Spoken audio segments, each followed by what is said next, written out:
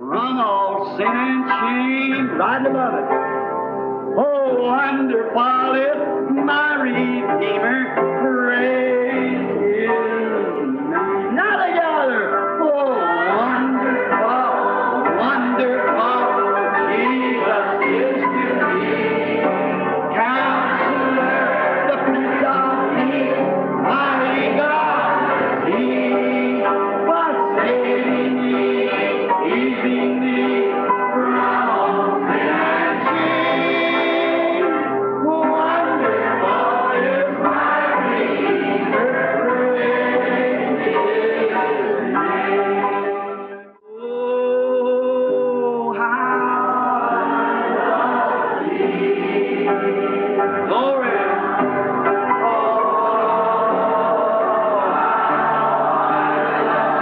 So glad I'm saved. So glad I'm waiting for His coming. Oh,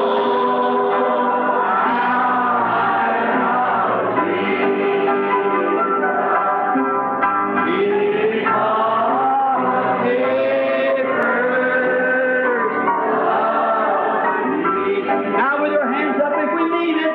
I'll never forsake you. I'll never forsake you. I'll never forsake you.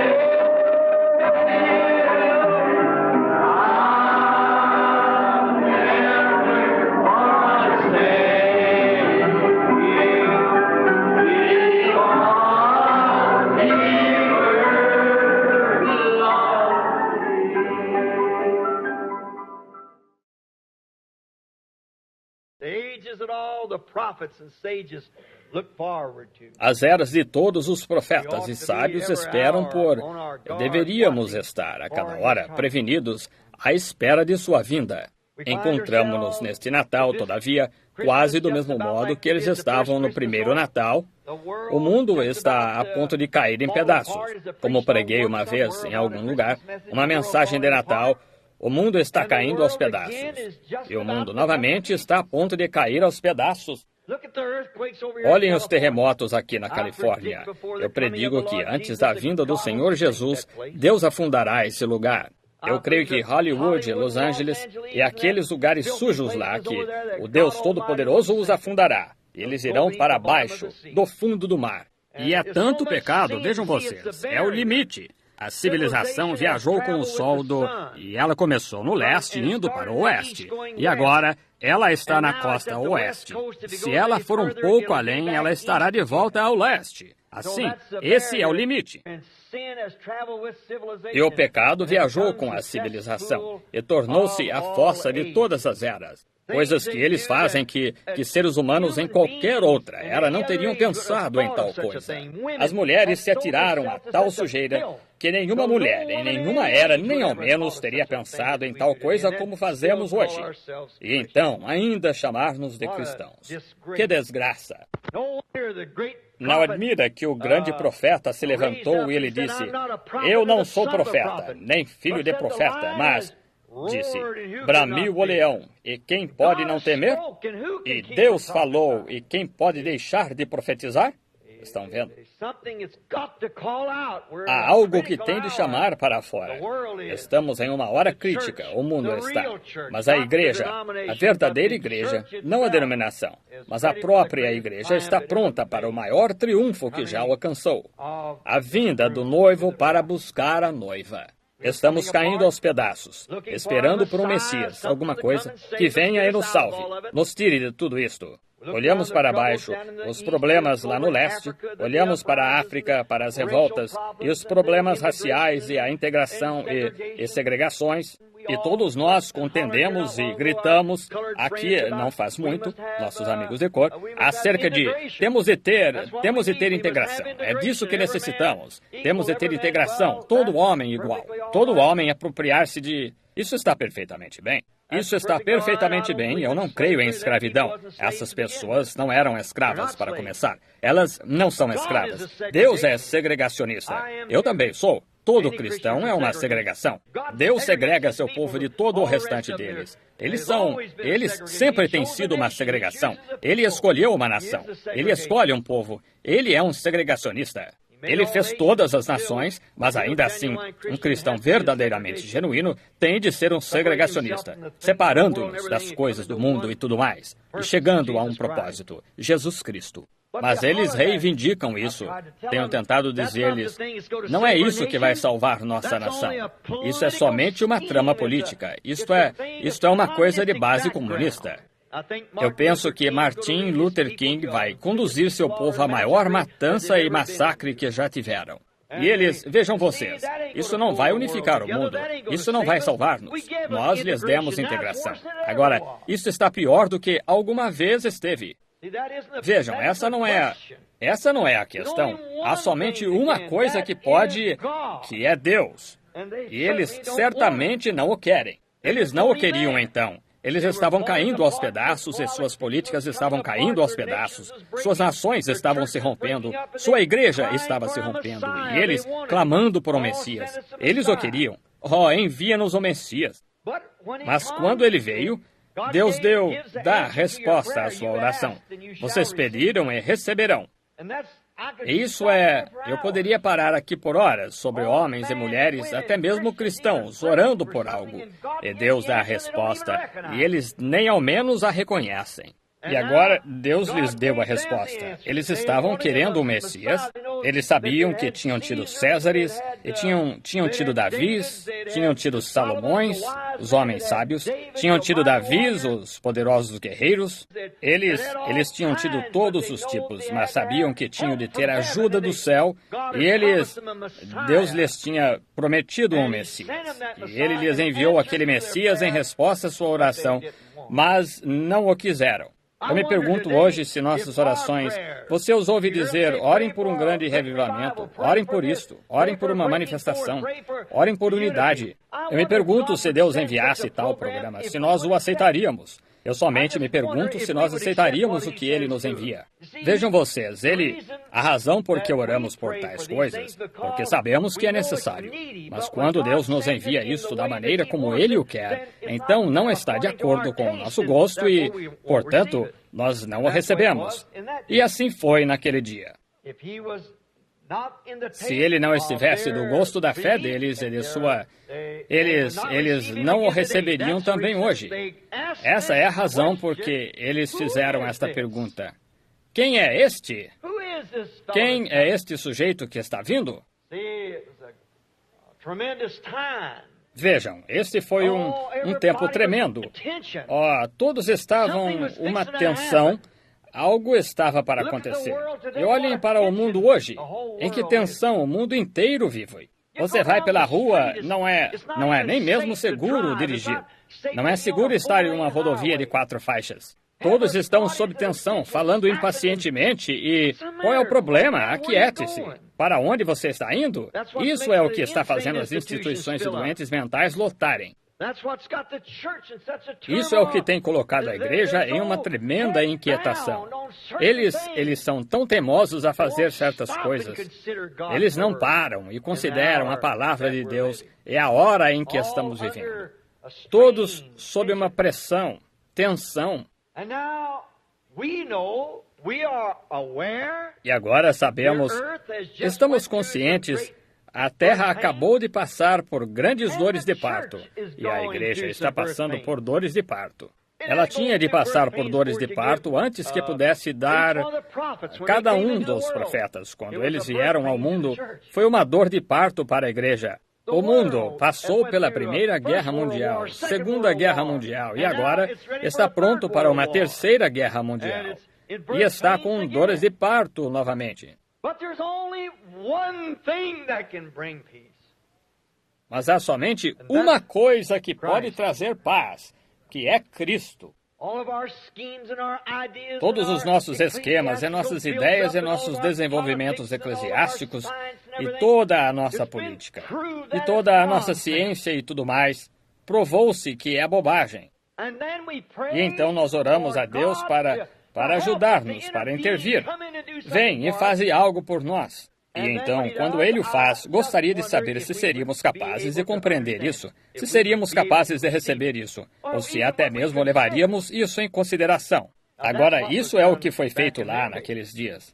Eles tinham orado, eles tinham todos os tipos de grandes líderes, tinham estado sob governos, tinham estado sob monarquia, tinham estado sob tudo, juízes, mas sabiam que havia somente uma coisa que podia salvá-los.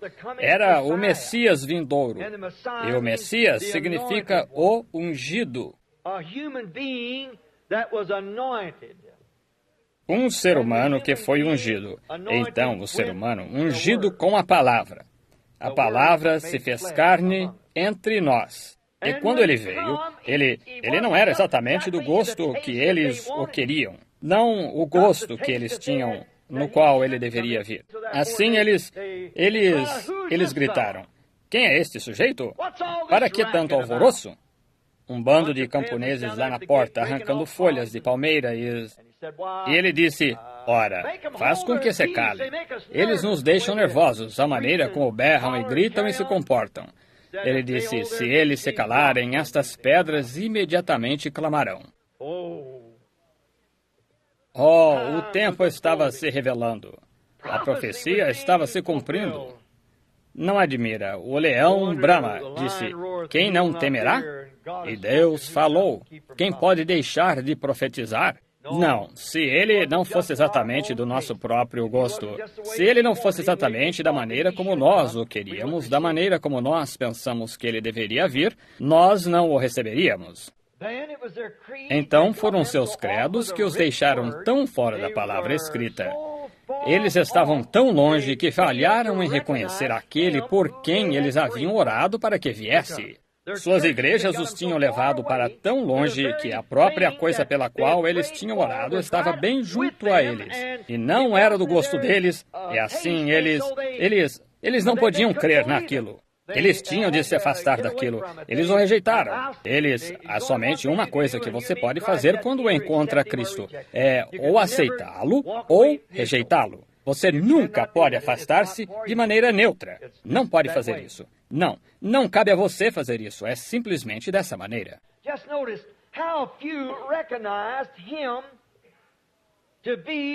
Somente observem quão poucos reconheceram ser ele a palavra ungida daquele dia. Vejam, Deus no princípio, sendo infinito, e sabendo todas as coisas desde o princípio, e a única coisa que estas coisas são a exposição dos seus atributos. Um atributo, você tem um atributo. É seu pensamento, você pensa acerca de algo, então o fala, então o toma. Isso é Deus. Ele no princípio, se você alguma vez esteve ou alguma vez estará no céu, você esteve no céu para começar. Você é parte de Deus. Você foi seu pensamento, ele sabia seu nome, ele sabia quem você era antes mesmo que houvesse uma molécula, antes que houvesse uma luz, antes que houvesse qualquer coisa, ele o conhecia e seu nome, e colocou-o no livro da vida do Cordeiro, antes que o mundo tivesse sido formado. Veja, você era seu pensamento, e então você se tornou uma palavra, e uma palavra é um pensamento expressado, então você foi manifestado. Essa é a maneira como ele foi. Ele estava no princípio sozinho. Deus habitava sozinho com seus pensamentos. Ele nunca fará isso novamente porque seus pensamentos estão sendo manifestados. E é por isso que estamos bem aqui nesse dia. É Deus tendo companheirismo com seus pensamentos sendo manifestados. Estão vendo? Aí estamos. Assim, você, com todos os seus cuidados, não pode acrescentar um côvado à sua estatura. Você não pode fazer isso ou aquilo. É Deus que se compadece. É Deus. Tudo o que o meu Pai me deu virá a mim, e ninguém pode vir se o Pai não o trouxer. Isso encerra o assunto. Agora, somente observem quão poucos deles em seu dia, dos milhões sobre a terra que alguma vez souberam que ele estava aqui. Somente pensem, houve dezenas, milhões de pessoas que nunca souberam nada acerca disto. E pensar em Israel naquele tempo, havia 2,5 milhões de pessoas na Palestina, de israelitas, e nem 1% delas chegou a saber disto. Não admira que ele tenha dito, estreita é a porta e apertado o caminho. Somente poucos haverá que a encontrem. Somente recordem de quantos não o reconheceram, não souberam que ele era isso. E aqueles bem ao redor de onde ele estava, essa é a parte lamentável. Aqueles que caminharam com ele e o viram na rua e assim por diante, eles não reconheceram quem ele era, porque Satanás viu que ele tinha o nome mais sujo que podia ser dado a uma pessoa. Ele era chamado pelo mundo, o mundo natural. Ele era chamado ilegítimo, porque diziam que a mãe estava para ser mãe dele por José antes que ela estivesse casada com ele. Assim, eles lhe deram um nome ilegítimo. E novamente, a igreja o viu em seu grande poder manifestando-se. Manifestando o quê?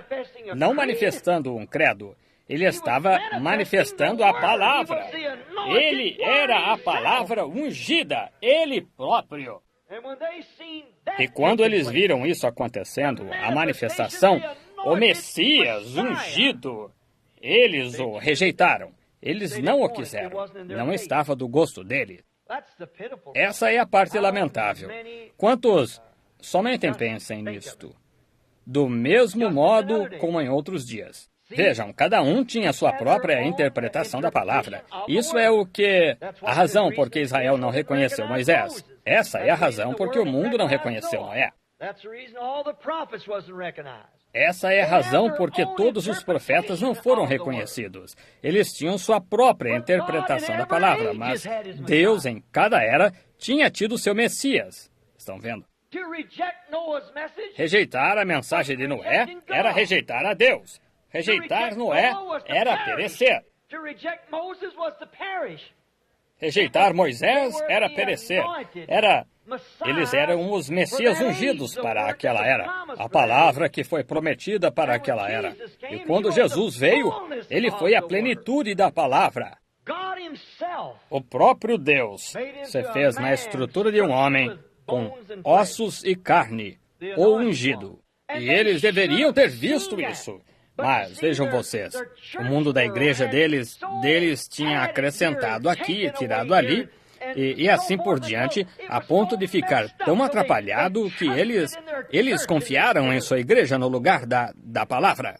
E quando viram sua igreja ungida, então pensaram que algo grande estava acontecendo. Mas quando eles viram a palavra ungida, então disseram, isso é fanatismo. Este homem é um diabo, um Beelzebu. Porque era tão contrário à igreja deles que seus credos eclesiásticos e o que eles tinham feito. E foi dessa maneira, a cada vinda de profeta, a igreja estava tão atrapalhada. Deus enviou suas leis, ele lhes deu um pacto, e o sacerdote vinha e cortava e acrescentava e tirava aqui e fazia um credo disto. E então Deus levantava do nada algum homem ungido que foi criado no poder do Espírito. E ele era sempre odiado pelos sacerdotes, pelos reis. E onde os falsos profetas usavam suas roupas delicadas e caminhavam humildemente e suavemente entre os reis e os sacerdotes para merecerem grandes nomes e coisas mais. Então, o real, verdadeiro profeta vinha do nada, de nenhuma de suas organizações. Onde houve em alguma parte da Bíblia onde Deus alguma vez tomou um sacerdote e fez um profeta dele? Onde alguma vez Deus tomou um teólogo eclesiástico, homem treinado, homem teologicamente treinado, e fez dele um profeta? Nunca na história de qualquer parte. Ele já fez isso. Em nenhuma era. Jamais ele fez isso. Ele tem de se afastar desse sistema e levantar isto. E isso é o que ele tinha feito aqui. Jesus, quando ele nasceu em Belém, da Judéia, de uma família pobre, e ele não tinha antecedentes, como eles sabiam, apenas um da tribo de Judá, e sua mãe e pai eram da linhagem de Davi, e eles tiveram de vir e pagar impostos. E aqui estava ele, ainda jovem, ao redor, não fazendo nada, exceto dividindo as igrejas, e eles o odiavam. E eles não podiam negar que aquele homem realizava milagres. Pedro expressou isso no dia de Pentecostes. Disse, Jesus de Nazaré, varão aprovado por Deus entre nós, que Deus estava com ele. É não para acrescentar a sua palavra nem nada, para tornar isto um pouco mais claro. Ele foi Deus que se fez carne entre nós. Deus conosco. E dizendo a outra noite que Moisés, lá de pé com a mão no peito, esse era Deus em Moisés. Ele, retendo os segredos no coração, e a estendeu branca com lepra. Então puxou-a de volta ao peito e a curou, e então estendeu-a novamente a nós, quando ele enviou o Espírito Santo, o qual era Deus novamente, simplesmente em outra forma no dia de Pentecostes. E nós o rejeitamos. Nós não o queremos. Essa é a maneira como eles fizeram, então. Essa é a maneira como nós, provavelmente, o fazemos hoje. Vemos que todo homem tem sua própria interpretação. É por isso que é tão desconcertante. Mas vocês sabem, a Bíblia diz que esta palavra não é de particular interpretação. Ela não necessita de uma interpretação presbiteriana a seu respeito. Ela não necessita de uma interpretação batista, nem necessita de uma interpretação pentecostal. Deus é seu próprio intérprete. Ele disse que o faria. Então ele simplesmente o faz e isso encerra o assunto. Assim, é por isso que eles veem a palavra de promessa ungida e então eles não a podem receber. Vejam vocês, porque ela é contrária a seus credos. A aparência que o Messias ungido teria e o que ele faria estava longe do seu entendimento. E então, quando foi lido para eles das Escrituras, o que ele faria, ainda assim eles não o entenderam. Porque quando estes magos vieram da Babilônia, eles estavam meio ao nordeste de Jerusalém, e olharam e viram aquela estrela guiando na direção oeste. Eles a seguiram por 2 anos, descendo através do rio Tigre e através dos vales e do Sinar, e continuaram descendo. Vieram à cidade principal de todas as religiões. A maior religião de todo o mundo no templo em Jerusalém, e para lá e para cá nas ruas dizendo, onde está aquele? Onde está aquele que é nascido o rei dos judeus? Ora, ninguém sabia nada acerca disto. Era estranho. Isto até agitou o sinédrio. Convocaram os eruditos e disseram, leiam nas Escrituras onde o Messias... E eles foram e apanharam as Escrituras e leram que Miqueias disse que de Judá, Belém de Judá, não és tu a menor entre todos os príncipes, mas de ti sairá este governador. Vejam, ao invés de investigarem, eles simplesmente o descartaram. Bem, é um monte de fanatismo. Estão vendo? É por isso que os pastores receberam a mensagem. Vejam, eles têm sua própria interpretação, portanto, eles falham em ver a coisa realmente verdadeira. Mas, como sempre, quando ele veio exatamente da maneira que a palavra disse que ele viria. Ele entrou na cidade exatamente, em nosso texto esta manhã, da maneira como a palavra disse que ele viria. E eles disseram, quem é? Estão vendo o que quero dizer? Eles deviam ter sabido quem era. E aqui, não o mundo de fora, mas o mundo da igreja disse, quem é? Quem é este? Quando ali as Escrituras tinham claramente dito que essa era exatamente a maneira como ele viria. E eles dizem, quem é? Quem é este sujeito? Para que é toda esta emoção? Parem de fazer todo esse barulho. Isso nos deixa nervosos. Estão vendo? Estão vendo? A própria coisa pela qual eles tinham orado estava bem ali em suas mãos. E eles não o reconheceram. E ele veio exatamente da maneira que a Escritura disse que ele viria. E se ele o faz hoje, ele virá exatamente da maneira como a Escritura diz que ele virá. Ele sempre vem do gosto da palavra de Deus e não do gosto da ideia de algum teólogo acerca disto. A propósito, vocês sabiam que a palavra de Deus nunca veio a um teólogo? Encontrem nas Escrituras onde ela alguma vez veio. A palavra não vem a teólogos de modo algum. Mas vejam vocês, se a palavra fosse manifestada hoje, a palavra para o nosso dia, ela seria do gosto da palavra de Deus, não do gosto da ideia de alguém. Deus tomaria sua palavra que ele prometeu para este dia, e a ungiria, e ela aconteceria. É só isso. Não há maneira de evitar que ela aconteça. Ela acontecerá de qualquer maneira. Não importa o que a igreja diga e o que o resto deles creia. Isto, Deus o fará de qualquer maneira. Haverá somente muito poucos que alguma vez saberão acerca disso. Isso mesmo. Somente muito poucos. Sempre foi dessa maneira. Vejam, com sua própria interpretação, eles não podiam fazer nada mais porque eles se estribavam no que a igreja lhes tinha dito. Mas ele viria, ele sempre vem então. Ele o fez, então, melhor dizendo, e ele o faria todas as vezes que viesse, e tudo o que ele faz, isto será do gosto da palavra. De modo que não podemos depositar confiança no que outras pessoas dizem. Há somente uma coisa em que você pode depositar confiança, e isso é a palavra. E a palavra é Deus, e a palavra ungida faz o Messias. A palavra ungida da hora. Conformoso. Eles falharam em ver isso, a palavra. O correto, eles tinham... A palavra está sempre correta, mas a interpretação dela estava errada. Gostaria de saber se esta grande coisa, este concílio ecumênico que temos no mundo hoje e o concílio mundial de igrejas tomando forma juntos para fazer que todos sejamos um, gostaria de saber se eles compreendem que é exatamente o que as Escrituras dizem que eles fariam. Mas eles pensam que é a coisa mais maravilhosa do mundo, que todos nós podemos dar as mãos e ser um. Disseram, Jesus orou que fôssemos um. Isso é verdade, mas não esse tipo de um. Ele disse, sede um como eu e o Pai somos um. Sim, sejam esse tipo de um. Então, como será isso? A palavra e nós seríamos a palavra ungida. Essa é a unidade de Deus. Vejam, a unidade de Deus é a palavra ungida em você. Está vendo? E então você se torna um filho, um Messias da era. Agora, constatamos que as pessoas são bem parecidas. Não mudam. Essas pessoas estavam divididas em 3 grupos. E daremos uma olhada nisso por alguns minutos agora. Sei que vou me atrasar um pouco, se para vocês não tiver problema. Sou tão lento, eu simplesmente, eu não sei. Eu entro e anoto as escrituras e pequenas notas e então eu chego ali e o Espírito Santo lança a mão de mim e eu vou para, simplesmente parece que não há fim nisto. Isso simplesmente continua. Mas agora ao nosso texto. Eles estavam divididos lá em 3 diferentes grupos com 3 diferentes opiniões.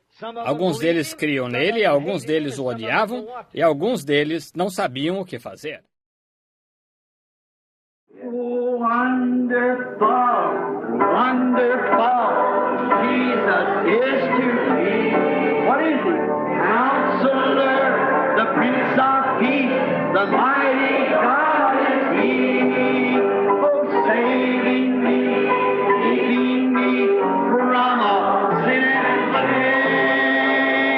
Wonderful is my Redeemer, praise his name. Let's just bow our heads and think of it. I once was lost, but now I'm found.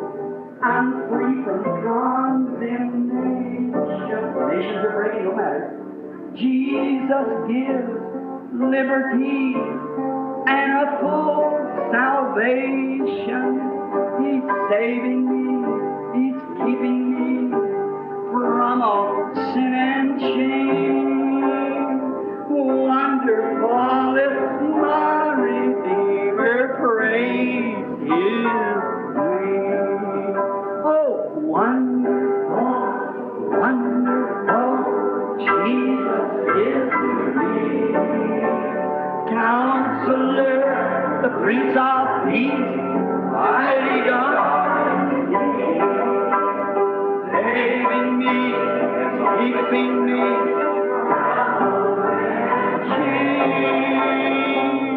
Wonderful is my Redeemer, praise His name. Oh, think of it. I once was lost. Now I'm found. I'm free from condemnation. Jesus gives liberty and a full salvation. Saving me, what does He do? Keeping me